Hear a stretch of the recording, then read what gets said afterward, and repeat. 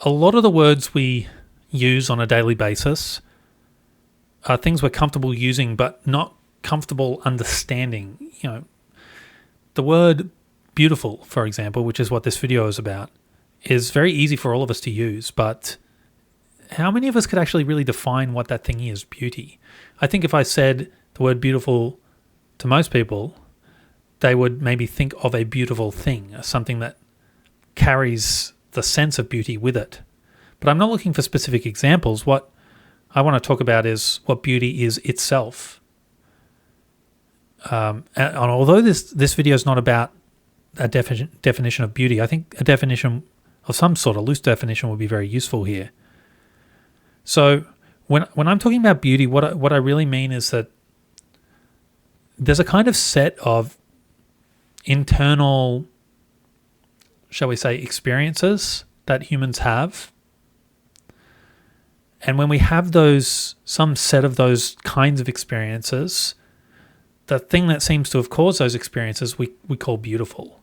So we see a beautiful sunset, for example, and we have maybe something like a dissolution of a sense of self. We kind of forget our normal life, our daily problems and our silly little concerns, our petty issues, and at least temporarily we're sort of,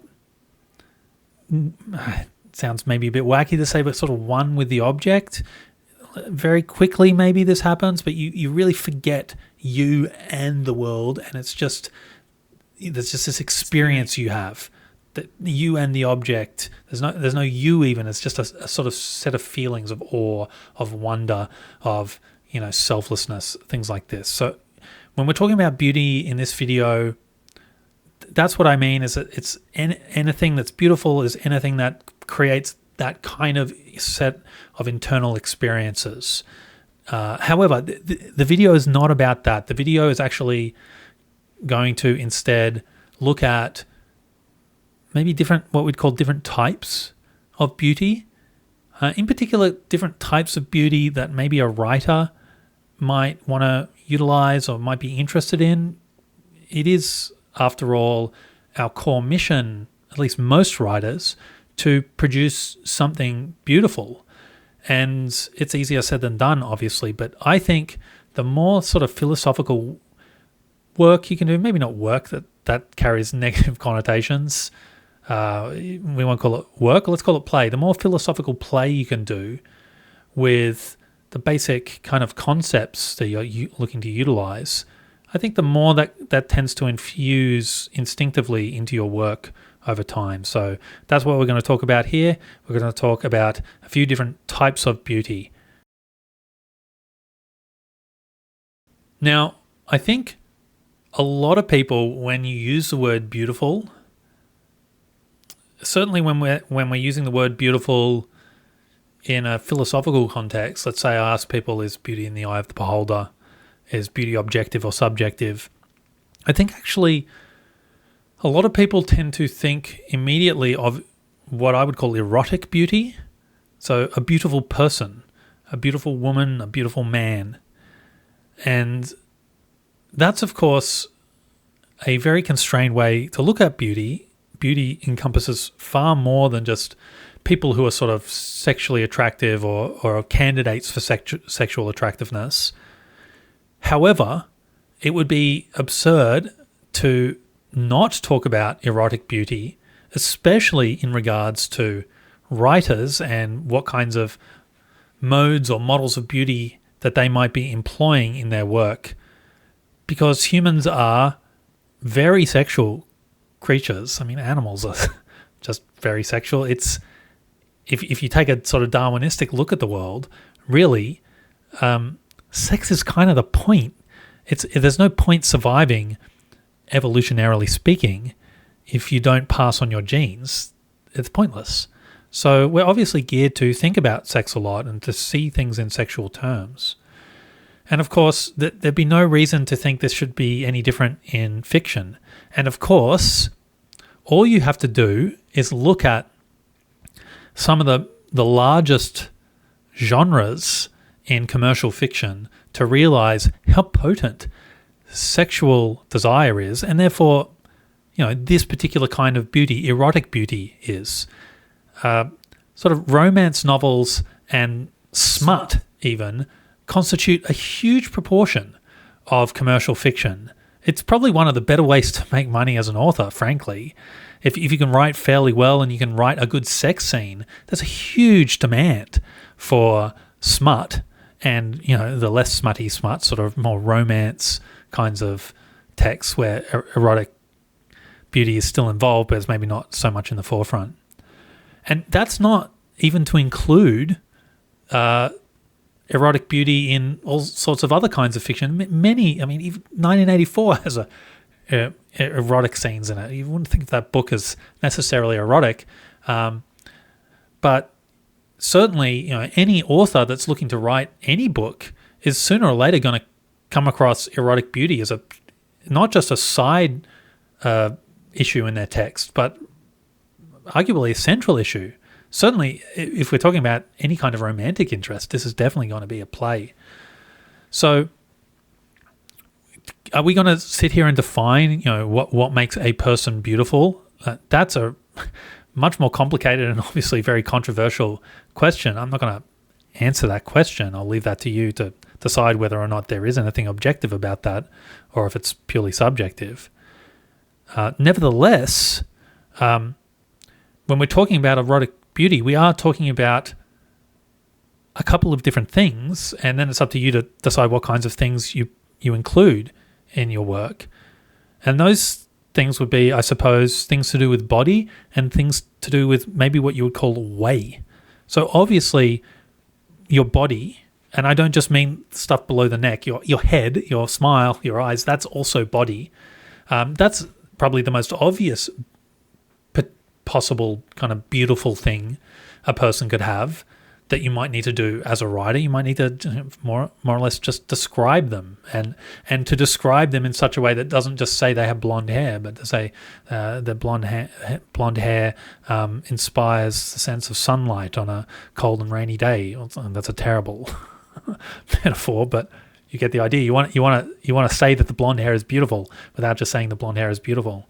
But of course, a person can be beautiful in far more ways than is, just pertaining to their physical appearance, their face and their below the neck body. A person can kind of have a way about them, a way they move, a way they interact with people, a way they speak, a certain distinct manner. I'm sure all of you have met people like this who at first glance you didn't maybe find particularly attractive sexually. You didn't think of them as beautiful. But then as you sort of watch them act, or you personally interacted with them, they just have a sexy way of being. And sometimes it's hard to pin down exactly what that is. Now, that may be not that useful to an author who wants to know, what is a sexy way? What constitutes a sexy way? How do I put that in a book? I don't know if I can answer that question, but I suppose things like the way they speak is a very potent way for a writer to think about this, because you have dialogue, you have access to dialogue, and obviously the manner of their speech and the kinds of things they say, the content of the speech can make a person sexy. The descriptions of the way they move, descriptions of certain kinds of actions, virtuous actions rather than vicious actions, or even maybe vice versa. Sometimes the villain, a villainous sort of personality can be beautiful in this sense. In any case, I think it's obvious that erotic beauty is a prime candidate for types of beauty that writers should think about, and it's certainly worth thinking about it yourself, but also trying out writing erotically beautiful people, both in their appearance and in their way. Okay, I was going to fart around with trying to rank how important or how obvious different types of beauty are to people, but I'm just going to skip that and say that nature can obviously be beautiful. I want to be very clear about what I mean by nature, though, because it's a word that's used in different ways depending on context. So if you come from the world of philosophy, like I do, nature does not mean green things. at least in most contexts. Doesn't mean like nice trees and berries and cute little rodents and with their nice little families, untouched by human civilization and so on. Nature in the context I'm used to really refers to kind of reality more broadly. So if something is natural in the world that I come from, we're just talking about anything that exists in the world, not Earth world, the world meaning the universe, all things that exist. So obviously in that case, nature can be beautiful, because if nature can't be beautiful, nothing can be beautiful, because nature is everything. So I don't mean nature in that sense, at least not here. Maybe later I'll talk about that. Here I'm really talking about the more conventional or ordinary sense of the word nature, which is, it's the place you go when you leave your house and maybe leave the city, and you're not around anything made by human beings. You're just, in the kind of environment human beings would have been before we, started building things and making tools and so on. That's what most people mean when they mean nature. And the reason we go out to nature is because it's beautiful. And that beauty has a particular characteristic, I think, for many people. I wouldn't say I'm not a nature lover, but I think that some people are really, really driven by a need to get out to nature. I may be 50% the way there, but I'm not all the way there. Any of you who are just always itching to sort of get out into nature will know that sort of beauty that you get there is really tied up with a sense of peace in a way that makes it inextricable from that kind of beauty. And I don't think that sort of internal characteristic, this peacefulness, is necessarily the case with something like erotic beauty. And it just goes to show that these different kinds of beauties aren't just different categories of object. They actually have slightly different internal characteristics to the observer of the beauty. So peace is probably, in some cases, the last thing you get when you have a beautiful person nearby. In fact, your heart might be racing, your skin might be tingling, you might be feeling quite excited or nervous. I think peace is, if someone's really beautiful and you're like, oh my God, they're so beautiful. I mean, I don't feel peaceful in those situations unless I've really gotten to know the person over time. But nature's very different. People go out there for the beauty of nature, because the beauty of nature absolutely creates a sense of peace.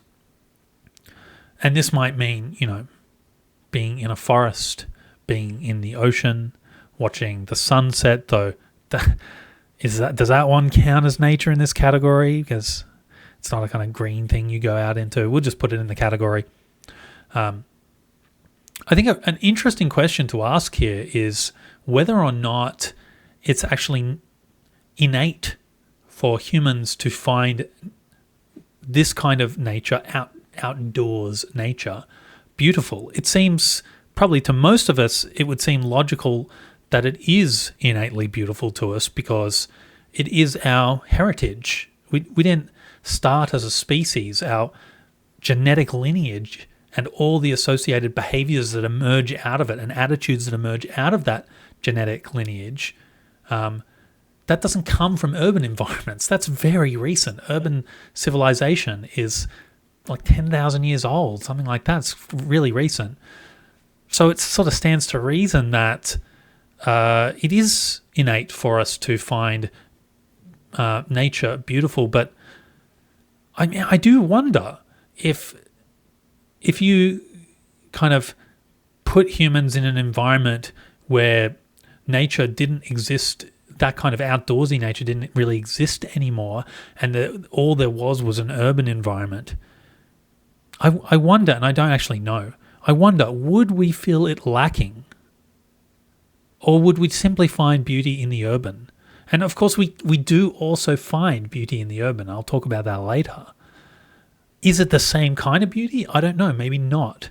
So yeah, maybe that's something you can ask yourselves: is could we do without immersion into the beauty of the outdoors nature that we commonly think of as nature, or will we simply supplant it with beauty in the urban? I don't know. It's worth thinking about.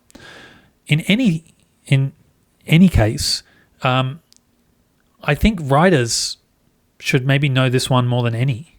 or be able to utilize this one more than any. Just because description, if you're writing fiction, prose fiction, then description of environments is one of your best tools for multiple functions. It's really great for setting mood and atmosphere. It's really good for making us feel like we're really in a time and place as a reader, like we're grounded in a time and place, not kind of bodiless or just being kind of regaled a story by a timeless entity. It also, of course, creates a sense of beauty in the reader, or it can help us to illustrate certain themes. It can help us slow down the pace of the plot. A lot of people have problems with a pace of action that's far too fast. So it plays such an important role, environmental description. And if you're going to do environmental description, at least some of the, in some cases, maybe not all, but in some cases, I think you want to make the reader feel like they're in a beautiful place. Certainly I do. There are many moments in my books where I want to give people the sense that, I want them to feel like they're sort of looking at the actual beautiful stream running through the forest itself, like they're temporarily transported into nature. And if you're going to try to do that, then you really you have to start developing an eye for the kinds of minute details that you can find in a natural environment that actually contribute to its beauty. I'm not going to go through what those things are, but maybe it's worth next time you go out into nature, quote unquote, maybe it's worth, when you find something you think is beautiful, to get out a pen and paper and actually note down distinct and specific things in that environment, objects, characteristics, and properties that make it that beautiful thing as a whole. So the following kind of beauty, I think, is maybe sort of less important in some sense than other kinds of beauty, at least for writers, though maybe it isn't now that I think about it. So hold on to that thought and maybe you can decide for yourself. But I think there is a beauty in what you might call elegance or order. So let's say you go into somebody's house for the first time, and don't think about like beautiful works of art or beautiful furniture or a beautiful paint job or anything like that. Rather, there are certain cases where you see just the organization of a space, the attention to detail that's obviously been taken, and think, oh, what a beautifully curated space. I mean, you might not use those words, but I think upon reflection, most of us can see that sometimes the word beautiful applies to this thing I'm calling elegance, which is not as maybe grandiose or spectacular as something like the beauty of nature or the beauty of the erotic beauty of people, or some of the others that are going to follow this. That there's something about just beautifully detailed and organized spaces or things in general that we find maybe not spectacularly beautiful, but certainly pleasantly beautiful. It's a beauty that's, I think, maybe defined by its pleasantness. I actually, to be honest, maybe I should have thought about this before I started talking, but I'm not exactly sure what happens internally in these moments. If you're kind of feeling quite that sense of awe that you might feel when you're taken away by that beautiful woman, or you're taken away by that beautiful sunset. But I think there is a sort of quiet peace and satisfaction you get in that kind of beautiful space. Interestingly enough, it maybe shares that property with beauty in nature, that there's a peacefulness to just imagine sitting in a cafe, not one of those cool ramshackle cafes with like 70s furniture that looks like it's been repurposed from your grandmother's attic or something like that, but just a clean, orderly, nice, minimal kind of space. I think that can be beautiful in this kind of nice and peaceful and satisfying kind of way. And now that I think about it, that's I suppose useful to a writer, not because you're going to write about a beautiful room, a beautifully elegant room, you might, but more rather that your writing can be beautiful without it being lavish. I'm not saying don't write luxurious prose. You can. It depends what you want. It depends on your voice and your style. But also, some prose can be beautiful in its simplicity and its order and its arrangement. I mean, take someone like George Orwell. There's nothing lavish about George Orwell's prose. I think some people think he's mechanical, but I find some of his expressions quite beautiful in their precision. It's like a German automobile or something like that. It doesn't have to be flash. It's just, there's something so satisfying about everything being in its right place. And I'm going to follow the trend that I followed with the last two types of beauty, that I think we can maybe find I don't want to say evolutionarily, but an inbuilt reason why that's so satisfying to us, this precision, this order, and so much so that we might even call it beautiful. And I think that's because in our past, the world was total chaos. The wild is chaos. It has not been cut up into little pieces and put in boxes and had walls built around it, and it's not been tamed and sort of domesticated for our own purposes. If you read Greek literature, the Greek playwrights and Homer and Hesiod and people like this, you will notice a constant theme of sort of order versus a disordered world. There's a real fear of the natural world. It's a place where things grow into each other, where the mud meets the sand, where the sand meets the rock, and it all blends in together, where the living is also dying, where there's living things rotting on the floor and then growing into life. There's even a bizarre kind of literary practice. Greeks didn't actually do this, but it's associated with Dionysus. It's called sparagmos, and this is a ritual disembodiment of human victims where they tear them to pieces. Usually, it's always women gone wild in a craze of Dionysic ecstasy, and they tear apart some hubristic hero and sow their limbs back into the soil from which new things can grow. And this kind of horrific, kind of wild place is something that the Greeks sought to place an order upon. Now, obviously, we can find that wild place beautiful, but it's understandable that we can also find our maybe vain attempts at creating a sense of order and place and division, that we can find that beautiful too, because it is a place of comfort and safety maybe. It's a bit more obvious in the ancient world where they're still really fighting against, where they have to wall their cities, where the wild is truly dangerous. But today we're maybe a little bit more disconnected from that, and yet I think that there must be something about how we find beauty and order and beauty in order and precision that stems from that basic need for safety and comfort in orderly places. Of course, I'm just speculating, so don't get too mad at me. I'm sure some of you are going to get mad at me. Don't get too mad at me. I'm just speculating. I think it makes some logical sense, but I certainly can't prove it. In any case, I think it would be remiss of writers to ignore this, what seems like a more mundane sort of beauty, when in fact, I think some of the beauty of your prose, at least at times, can hinge upon your ability to work with this precise and orderly sort of beauty.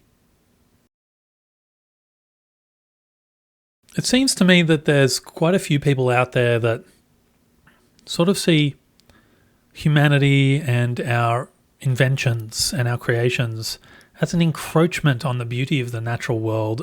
And obviously this is sometimes the case, maybe often the case, you only have to look at a landfill. There's nothing beautiful about a landfill.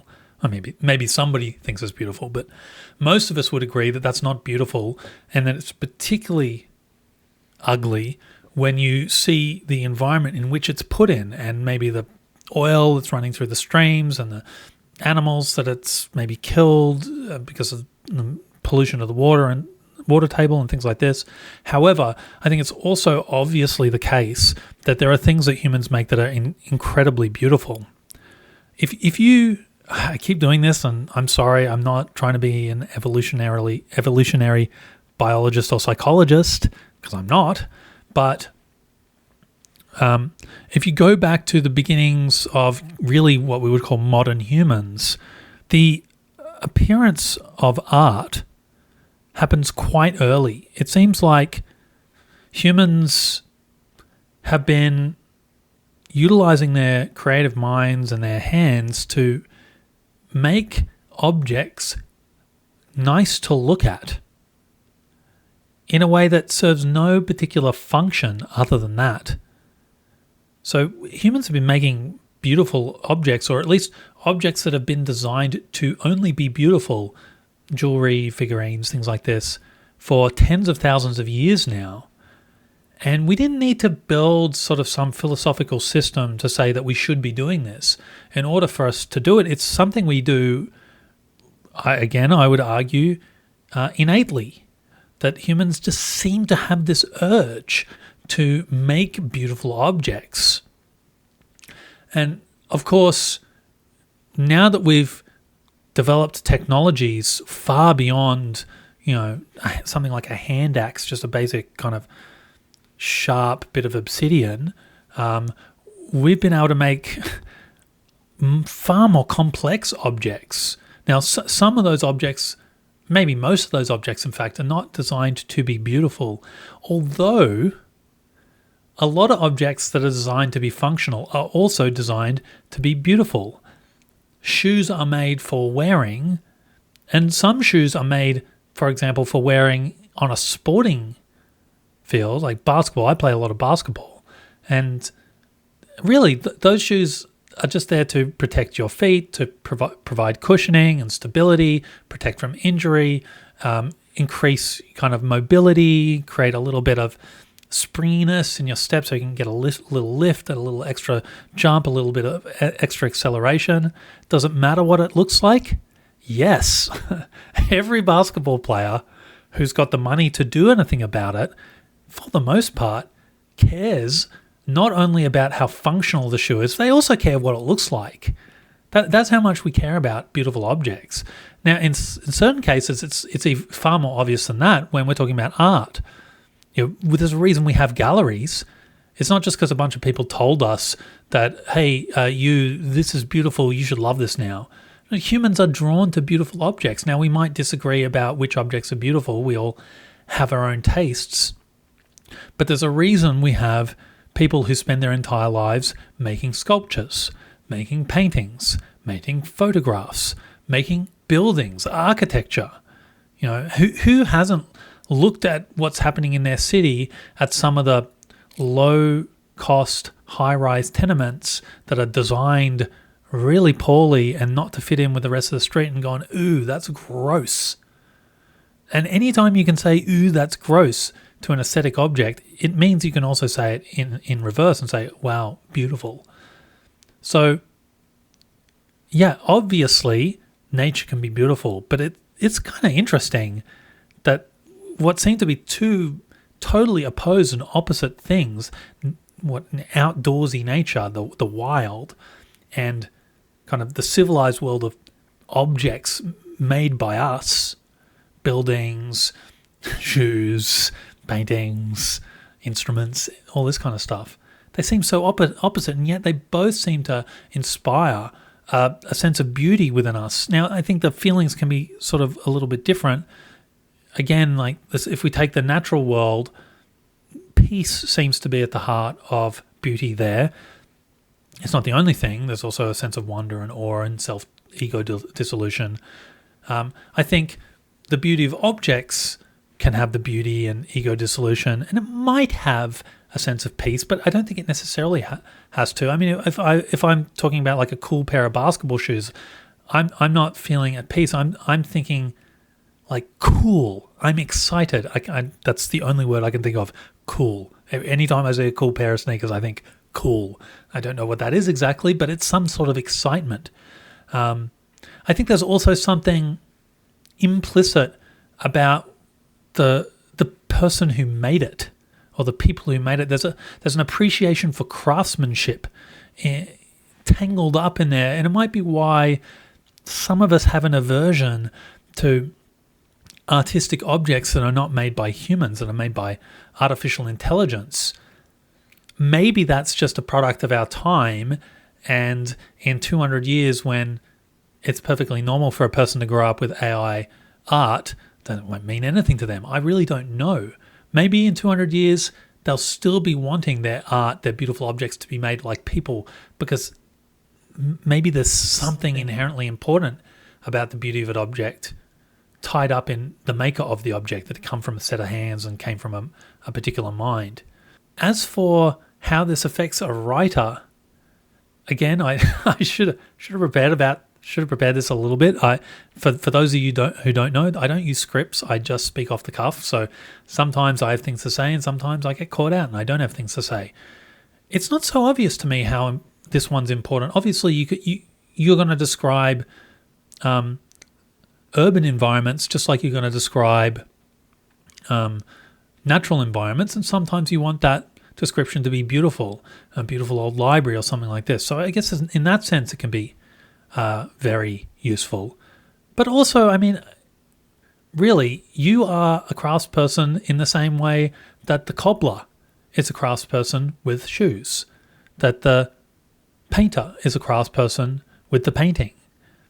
So do you have to study what makes a crafted item beautiful? I guess you do, in a sense. Maybe you don't have to study what makes, the beautiful pair of shoes beautiful, but you probably want to study what makes a work of prose, that kind of, is that an object? Let's not go down that rabbit hole, but that quasi-object, something makes that beautiful. Some set of things make that beautiful, and these are technical features.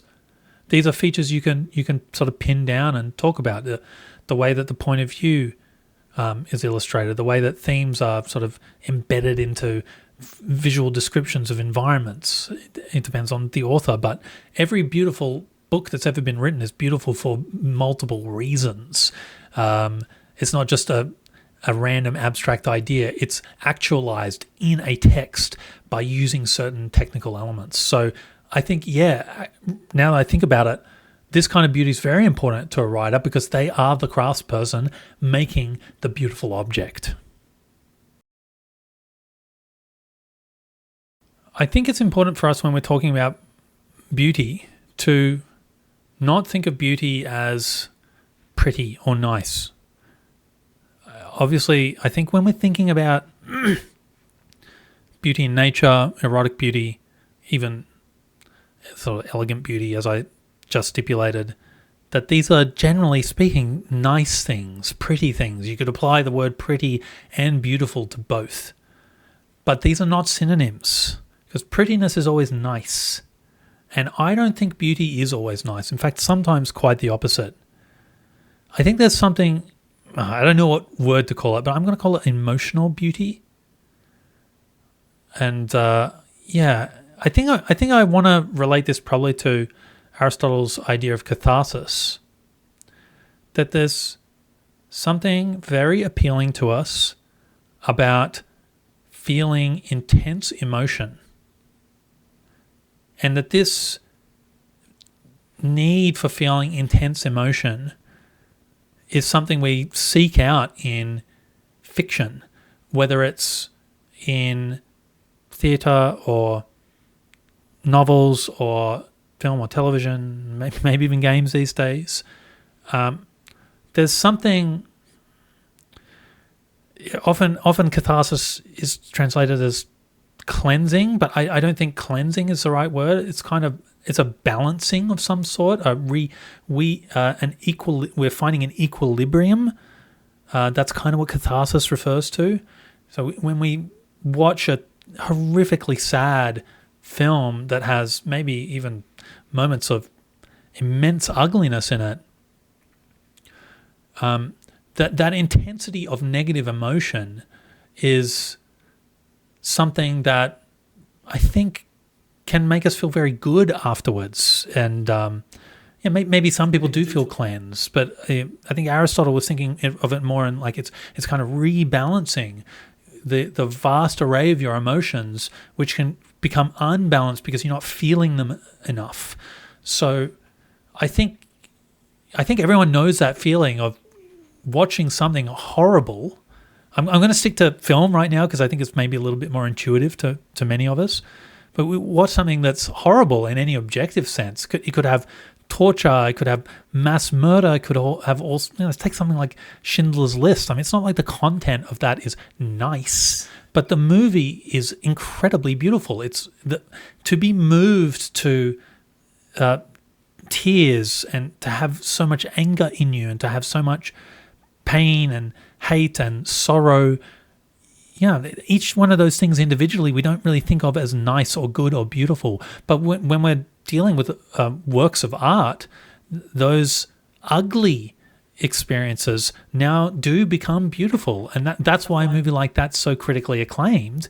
It is specifically because of the horrors inside, the ugliness inside, that somehow almost magically turn into what we would call beauty.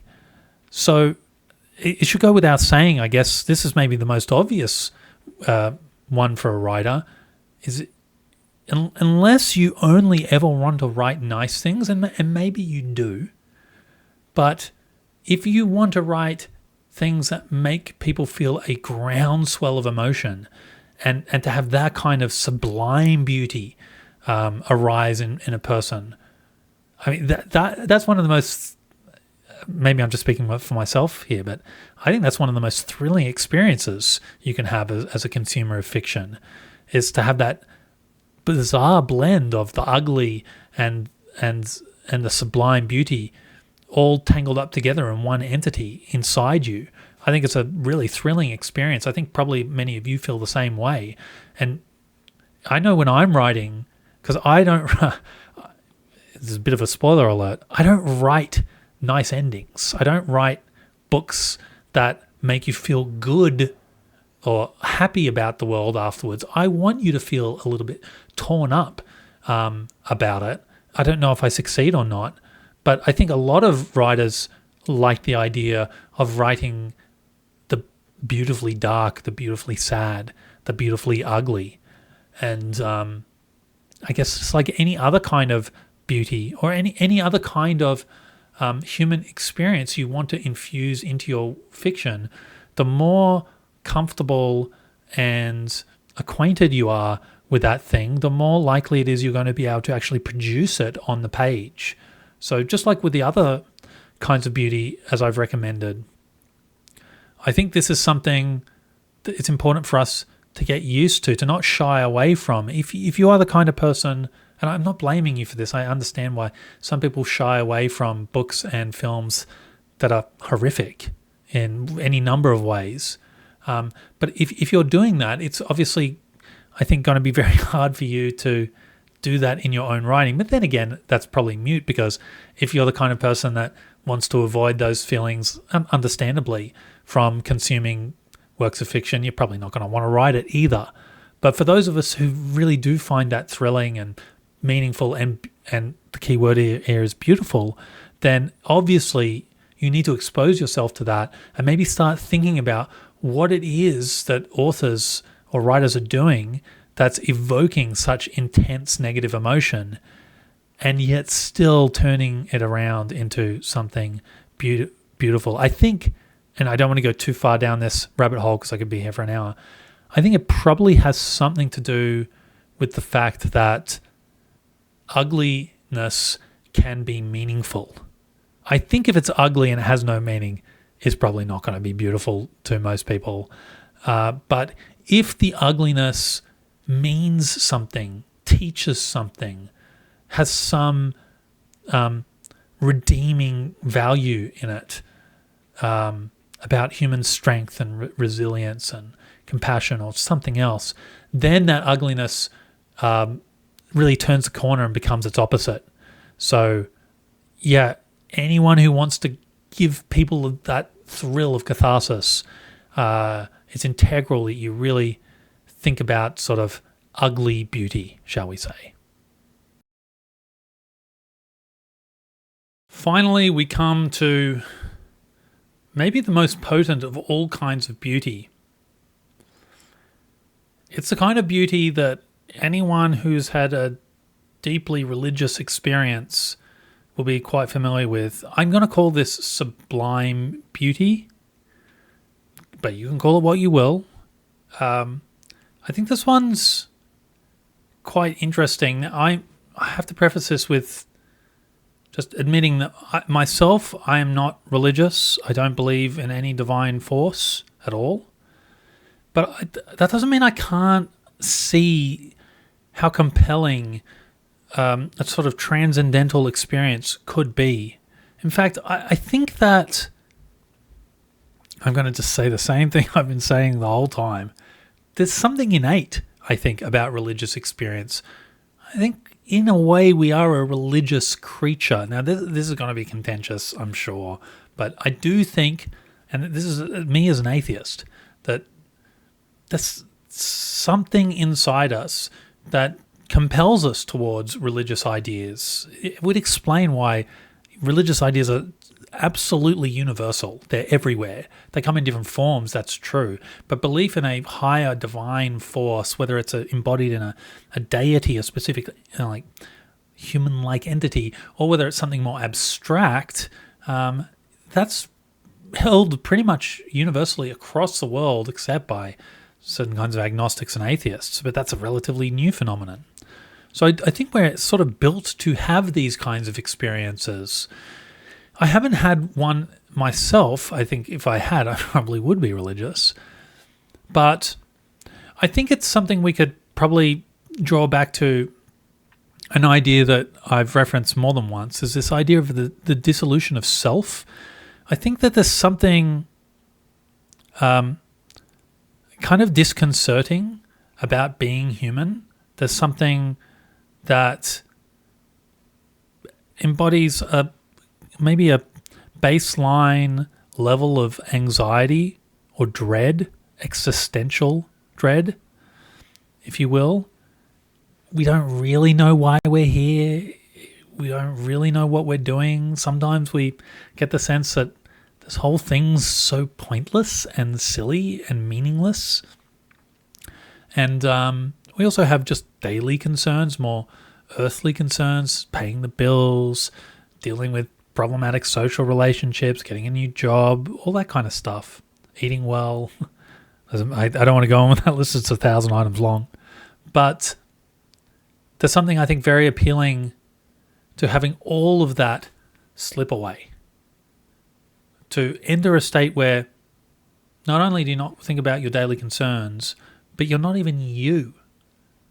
You are brought into a realm where the borders of you and the world and of God and of other people disappears. And there's just unity. The feeling of unity. Unified with the divine, unified with others, unified with nature, whatever that unity, whatever form that unity comes in for you. I think that I do understand why that's such a powerful feeling, and why that could then be followed by ideas about a divine figure, because it has a feeling of being sort of bigger than you, bigger than just a human. It can't be just defined in human terms. It just feels so much larger and more important and vital than that. And yeah, as I said, I haven't had that specific experience, but I think I do have experiences like this. And maybe this is where I can bring this into the realm of writing. yeah, I mean, obviously you can write about experiences with God and the divine in writing. That's true. So it can be useful there. But also, I think that the most potent reason for my being a writer is that when it works really well, when I'm up in the morning before the world has sort of woken and I'm in my own space and it's just me and my mind and the text that I'm making, there are moments where I forget I exist, where some world, this fictional world, is unveiling itself to me as if I'm nothing but an audience, the audience itself. I'm just as surprised by the story that's coming to me as the reader will be when I've written it. And that this is such an out-of-body experience that I sort of become the idea that I'm having. There is no difference between me, this bodily, fleshly thing, and the idea. And I start to get a strange sense that there's just one or unity. I do get fleeting senses of this kind of unity, and it's because a sense of myself as being separate slips away, at least momentarily. I suspect that many of you have had feelings like this, and it seems to me that it's got to be very hard to be a writer at all if you never have this experience. I don't know why you would put up with the grotesque pain and misery that writing can bring with it. It's an absolute struggle at times. Without that beauty, that sublime beauty that you get in the early hours of the morning when it's just you and the universe kind of melding into each other, without that transcendental experience, it's hard to see how I would go on with it at all. I think I'm chasing that dragon, and that's what propels me forward as a writer through the nuts and bolts and the nitty-gritty and the difficulty that writing brings with it.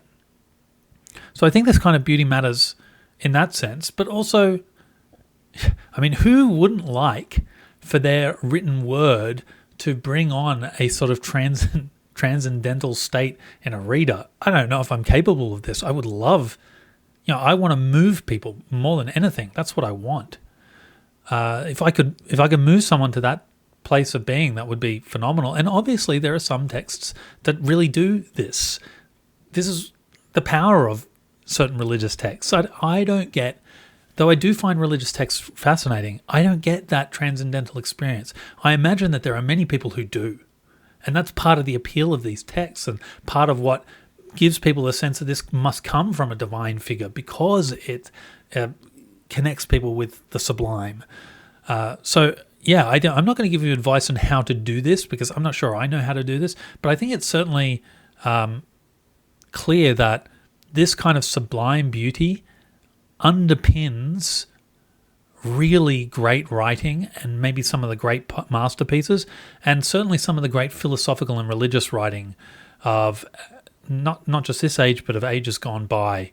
So I think it's appropriate to land on sublime beauty because it is, in some sense, the ultimate beauty, and it's the one maybe we're all chasing in our lives. Thank you so much for sticking around, for listening, for watching. I hope you found it entertaining or enlightening or at least not annoying. In any case, if you feel like it, please do all the internet-y things, subscribe, like, share, comment, all that kind of stuff. In fact, don't do that for me, even though that does help me. Do it for you. If you feel like saying something, say something. If you think you want to hear more of this stuff, hit the subscribe so you can hear more of this stuff. In any case, thanks very much for sticking with me. I appreciate it. I liked talking to you, and I guess I'll just see you next time. Peace out.